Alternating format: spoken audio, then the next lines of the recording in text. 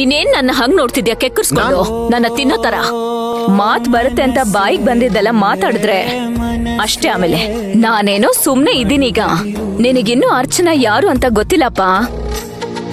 ನೆನ್ನೆಯ ನೆನೆದು ಕೊರಗದಿರು ದೊಡ್ಡ ಅಂದೆ ನಿನ್ನ. ದಡ್ಡ ದಡ್ಡ ಹೋಗ ಆ ಕಡೆ. ಬರೀ ದಡ್ಡ ಅಲ್ಲ, ಶತದಡ್ಡ.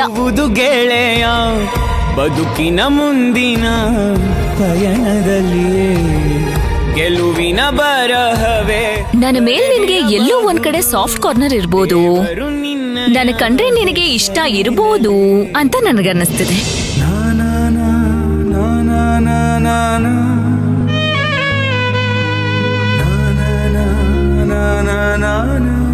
ಎಷ್ಟು ಚೆನ್ನಾಗಿ ನನ್ನ ರಕ್ತ ಖುಷಿ ಖುಷಿಯಾಗಿರ್ತಾ ಇದ್ದೆ ನೀನು. ಈ ತರ ಮಲಗ್ಬಿಟ್ರೆ ಹೇಗೆ ಅರ್ಚನಾ? ನಾನು ನಿನ್ ಜೊತೆ ಮೊದ್ಲಿನ ತರ ಮಾತಾಡ್ಬೇಕು, ನಿನ್ ಜೊತೆ ಕಿತ್ತಾಡ್ಬೇಕು, ನೀನ್ ನನ್ನ ಮೇಲೆ ಕೋಪ ಮಾಡ್ಕೋಬೇಕು, ನನಗೆ ಕೋಪ ಬರೋ ತರ ಮಾಡ್ಬೇಕು ನೀನು. ಆಮೇಲೆ ನಾನು ನಿನ್ಗೇನೋ ಅನ್ಬೇಕು, ನೀನು ಹೋಗಲ್ಲ ಅನ್ಬೇಕು.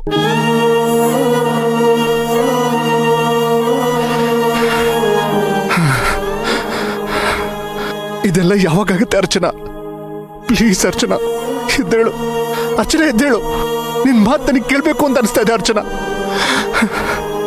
ನನಗೆ ಯಾಕೆ ಈ ತರ?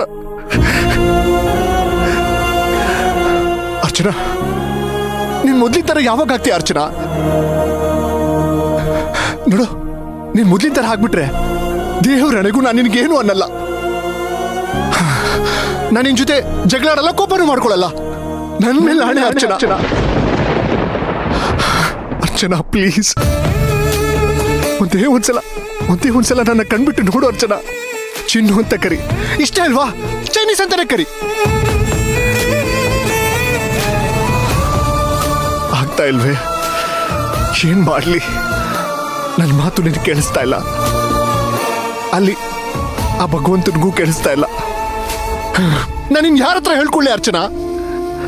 ನನ್ನ ಮನಸ್ಸಲ್ಲಿ 1000 ಇದೆ. ಯಾರ ಹತ್ರ ಹೇಳ್ಕೊಳ್ಳಿ ನಾನು? ಯಾರ ಹತ್ರ ಹೇಳ್ಕೊಳ್ಳಿ ಅರ್ಚನಾ? ನಾನು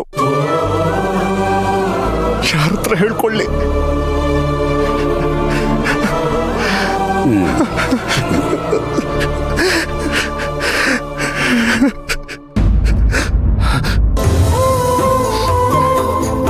ನೋಡಪ್ಪ, ಧೈರ್ಯ ಕಳ್ಕೋಬೇಡ. ಆ ದೇವರಿದ್ದಾನೆ. ನಿನ್ಗವತ್ತೊಂದು ಮಾತು ಹೇಳಿದ್ದೆ, ನನ್ನ ಚಿಕಿತ್ಸೆಗಿಂತ ನಿನ್ನ ಪ್ರೀತಿನೇ ಆಕೆನ ಬೇಗ ಗುಣ ಮಾಡತ್ತೆ ಅಂತ.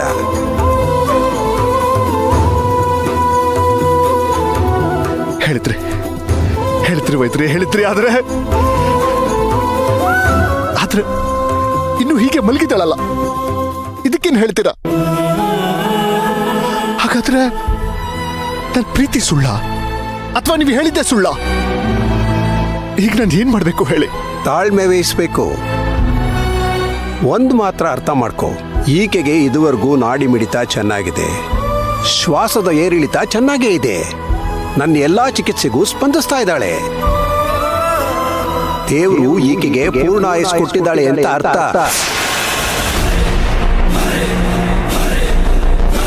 ಈಕೆ ಸಾವನ್ನ ಗೆದ್ದು ಬರೋದ್ರೊಳಗೆ ಯಾವುದೇ ಅನುಮಾನ ಇಲ್ಲ. ಈ ಪರಿಸ್ಥಿತಿಯಿಂದ ಈಕೆ ಎದ್ದು ಹೊರಗೆ ಬಂದ್ರೆ ಇವಳ ಜೀವನದಲ್ಲಿ ಯಾವುದೇ ಸಮಸ್ಯೆ ಬರೋದಿಲ್ಲ. ನೋಡ್ತಾ ಇರಪ್ಪ,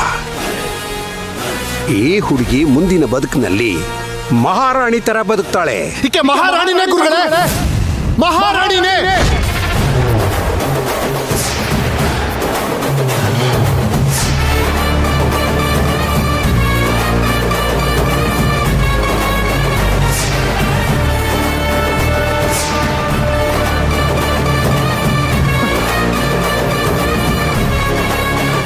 ಈಕೆ ಮಹಾರಾಣಿನೇ.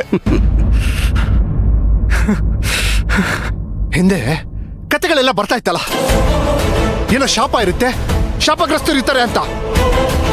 ಆ ಥರದ್ದೇನೋ ಶಾಪದಲ್ಲಿ ಸಿಕ್ಕಾಕೊಂಡಿದ್ದಾಳೆ. ಈಗ ಸದ್ಯಕ್ಕೆ ಅಜ್ಞಾತವಾಸದಲ್ಲಿದ್ದಾಳೆ. ಈಕೆ ತಲೆ ಮೇಲೆ ಕಿರೀಟ ಇಲ್ಲ ಅಷ್ಟೇ. ದೊಡ್ಡ ಅರಮನೆ ಇಲ್ಲ,